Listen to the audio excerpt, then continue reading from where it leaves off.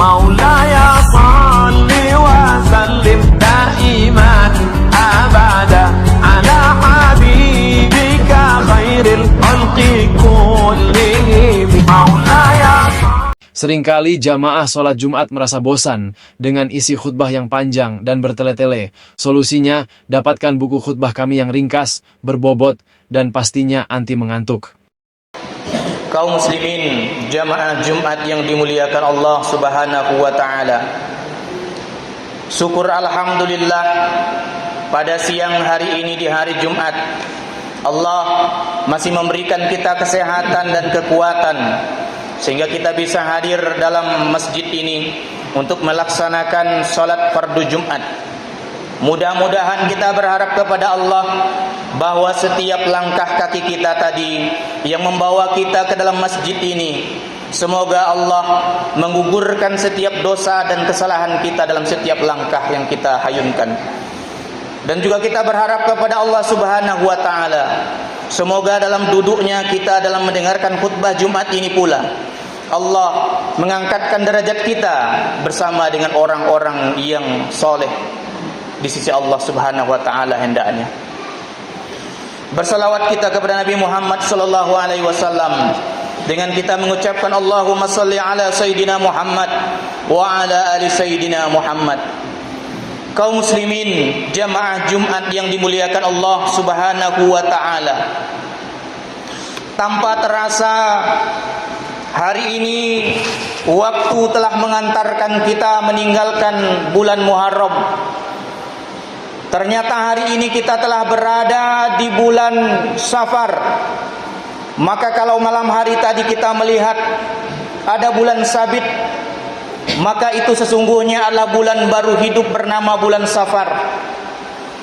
Islam terdapat 12 bulan, dimulai dari Muharram, akhirnya berakhir dengan Zulqa'dah.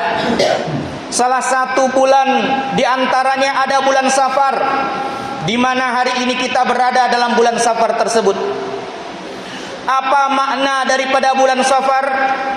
Safar artinya dalam bahasa Arab, kalau kita terjemahkan ke dalam bahasa Indonesia, berarti kosong, tidak ada apa-apa.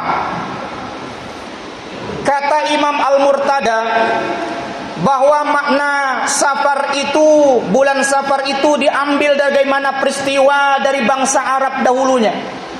Orang-orang Arab ketika bulan Safar datang, mereka berangkat mencari bahan makanan di berbagai penjuru tempatnya. Ketika mereka berangkat mencari makanan, maka habislah seluruh makanan tempat mereka mencari tersebut sehingga kosong. Maka disebutlah dengan istilah Safar, kosong. Yang kedua, kata Imam Al-Murtada bahwa bulan Safar ini dulunya orang Makkah, ketika bulan Safar orang-orang Makkah ini melakukan perjalanan Safar istilahnya, sehingga kota Makkah pada waktu itu sepi, sunyi, bahkan orang katakan kosong. Maka disebutlah kejadian pada bulan itu sebagai bulan Safar. Lalu bagaimana dengan kita pada hari ini, wahai jemaah sekalian? Allah sudah panjangkan umur kita sampai kepada bulan Safar. Bagaimana kita mengambil pelajaran daripada bulan Safar ini? Yang pertama, jangan sampai kita biarkan ibadah kita kosong pada bulan Safar ini. Umur Allah panjangkan, tapi nilai ibadah kita di sisi Allah kosong, maka kita sungguh menjadi orang yang merugi di sisi Allah. Beranjak kita daripada yang sederhana, rumah saja. Rumah kita masing-masing itu bisa dikatakan menjadi rumah yang bermanfaat, bisa menjadi rumah yang kosong. Nabi Muhammad mengingatkan kita. Kata Nabi Muhammad, al-baitu asfaran minal khair. Kata Rasul bahwa ada rumah yang kosong daripada kebaikan.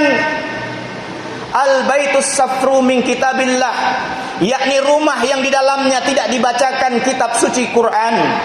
Kita, Allah sudah berikan kepada kita petunjuk hidup. Hudal linnas, apa itu Al-Quran? Pertanyaan terbesar kita yang hadir pada hari ini, adakah kita membacakan Al-Quran itu? Dalam setahun yang telah berlalu, adakah kita bacakan Quran di rumah kita? Apakah pada malam hari kita bacakan Quran? Karena Rasul mengingatkan kita, Iqra'ul Quran, bacakanlah Al-Quran. Fa inna ya'ti yaumal qiyamah syafi'an li ashabi. Karena pada hari kiamat Al-Quran akan datang memberikan syafaat bagi orang yang membacanya. Yang punya anak-anak kecil, pada malam hari ajaklah anak-anak mengaji, paling tidak membacakan surah pendek. Kita ajak anak-anak kita, ajak keluarga kita baca Al-Quran. Surah Al-Baqarah, surah yang lainnya panjang, dengan surah Al-Baqarah terasa susah. Paling tidak sekali dalam satu minggu pada malam Jumat duduk bacakan surah yang familiar bagi kita. Paling tidak bacakan surah Yasin. Jangan biarkan rumah kita kosong, tidak ada bacaan Quran di dalamnya. Yang pertama. Kemudian setelah hidup kita isi dengan bacaan Quran, kita isi dengan ibadah kepada Allah. Lalu jangan sampai ibadah itu yang kita merasa telah banyak beribadah, salat, zakat, puasa sunnah dan lain sebagainya, ternyata ada juga orang yang sudah banyak ibadahnya, lalu sampai di hadapan Allah, antri di depan pintu surga. Nabi Muhammad menjelaskan dalam suatu hadis beliau, kelak di hari kiamat ada 3 golongan manusia, mereka antri ingin masuk ke dalam surganya Allah. Ditanya oleh Allah, setelah diperlihatkan nikmatnya surga Allah, Allah bertanya kepada orang pertama, apakah sebabmu ingin masuk surgaku? Apa amalmu di dunia? Maka orang pertama menjawab, ya Allah, aku di dunia melakukan perang, jihad fisabilillah. Aku membela agamamu, aku mati dalam perperangan, aku syahid. Lalu Allah yang maha tahu, innahu ya'lamul jahra wa ma yakhfa. Allah lebih tahu apa yang kita utarakan secara terang-terangan, apa yang kita sembunyikan. Apa kata Allah? Kazabta, kau berbohong. Di dunia kau berjihad di jalan Allah, hanyalah ingin digelar sebagai orang mujahid. Di dunia kau telah mendapatkan gelar tersebut, maka di akhirat mereka tidak mendapatkan surga Allah. Beribadah tapi tidak untuk Allah. Yang kedua, ada manusia yang di dunia hebat, pintar baca Quran, banyak hafalannya. Allah tanyakan, apa sebabmu ingin masuk surga? Orang kedua ini menjawab, ya Allah, aku adalah seorang qari, hebat membaca Quran, ku mengajarkan Al-Quran. Tapi kata Allah, kazabta, kau berbohong. Di dunia kau memang hebat baca Quran, di dunia kau seorang qari, tapi itu semuanya bukan lillahi ta'ala, tapi yang mendapatkan pujian saja. Di dunia kau sudah dapatkan pujian itu, kau sudah dipanggil sebagai seorang qari. Yang ketiga adalah orang yang banyak hartanya, dermawan luar biasa. Allah pun bertanya, apa penyebabmu kau ingin masuk dalam surga? Dia berkata, ya Allah, di duniaku adalah orang yang banyak berinfak, bersedekah, maka hari ini ku ingin masuk surga.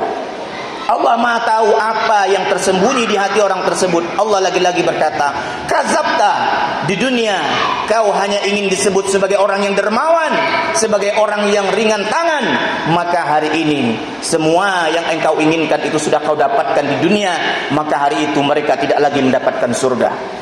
Maka kunci akhir daripada khutbah kita ini, kedapatlah kita simpulkan.